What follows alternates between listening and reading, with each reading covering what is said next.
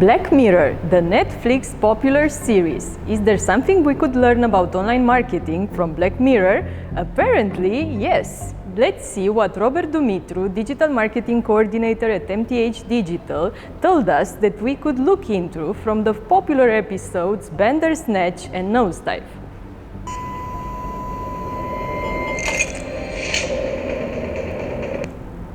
Oh, hi, didn't see you there. I was actually watching the Netflix series Black Mirror. I don't know if you heard of it, but it's one of my favorite series that Netflix ever produced, particularly two episodes, Nosedive and Bandersnatch. And that got me thinking, what can we take from this utopian world and apply to digital marketing? The 4 key points are you need to have a good social media presence and reputation. The second key point is that you need to have a good customer relationship with your clients or customers. Thirdly, you need to apply automated recommendations to your customer journey. And fourthly, don't think about the numbers and don't let them bring you down. Firstly, we are going to talk social media presence and online reputation. And we can all be on the same page with this one. In order to succeed as an e-commerce business, you need to have, of course, a good social media strategy and online reputation. What most marketers and business owners focus on is how to convert people with Facebook and Google ad campaigns and a good social media strategy. But what are the things that are not talked enough, in my opinion, is that you need to have a good brand awareness to firstly get people to know your brand, to know your product, and to know your core values of your company. And these are the first 2 things we are going to touch in this episode: social media presence and online reputation. As we can see in the episode Nosedive, for those who are not familiar with the series Black Mirror, this is an utopian world that is truly based on ratings. And you can say, wow, that's really far away from us. Think again, we are already living in it. For example, you have Uber, Bolt, e-commerce businesses, even your brand is based on reviews, whether we are talking about Google reviews, Facebook reviews, LinkedIn, Yelp, and so on. And this is our first touching point: reputation and feedback between companies and clients. Nosedive, again, is a very good example, in a hyperbolized way, of course, because it's teaching us how to actually satisfy the customer and get to a whole customer journey. Whether or not the satisfaction of my customers is actually worth 5 stars, and we need to get him to the whole customer journey. We are talking brand awareness, the first step in getting to actually know the brand, the products, the packaging of the products, and of course the core value of the company, whether or not I as a customer really resonate with your brand. Is it sustainable? Is it earth friendly? And so on. In this episode, as I said, every human interaction is ended with a rating. This is literally what every customer does after they buy from your brand. They rate you, they talk about you, they can either turn into key opinion leaders or they can take anti-brand action. And this leaves us with a question: how do you build a good customer relationship, and how do you build a good customer journey for your clients?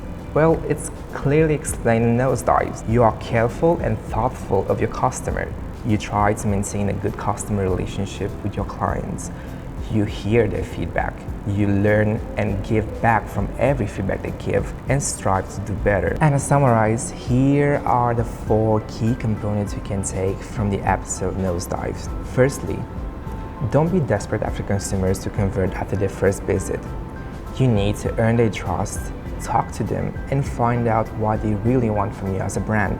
Secondly, be authentic. You can see that in the episode, every movement of the main character is highly calculated and strategized. For business owners and marketers, there's a huge difference between giving the audience what they really want and being disingenuous. And in fact, 91% of the customers want the brands they follow to have genuine and authentic content, so that builds brand loyalty and a good customer relationship that eventually leads to sales.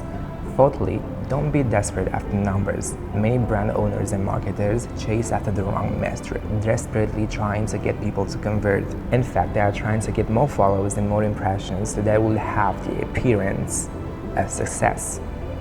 What they fail to realize is that actions speak louder than impressions. Rather than chasing for the high numbers, strive to create high quality content that people may actually like and engage with it.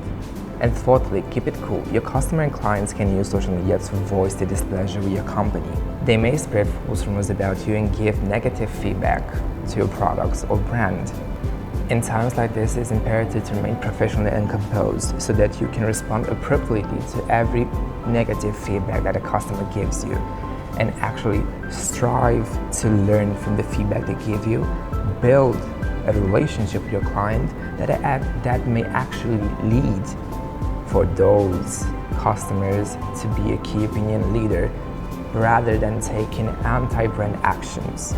Bandersnatch is a truly masterpiece when it comes to how to build a good social media and marketing strategy.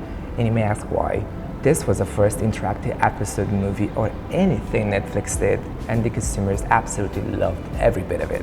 And you may ask why. Because consumers like to feel empowered and are delighted when you, the brand, give them the choices that they need to make in the customer journey. When you, the brand, actually provide them with choices and good recommendations. Martech did an article about the Bandersnatch series, and they estimated that the recommendation engines that runs on Amazon's actually generates about 35% of the purchases. Isn't that crazy?